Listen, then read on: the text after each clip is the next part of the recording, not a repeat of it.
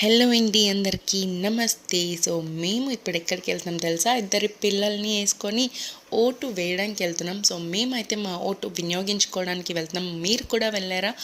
And మేమైతే Turner choultry దగ్గరికి వెళ్తాం. అక్కడే వచ్చిందనమాట ఓటు వేయడానికి.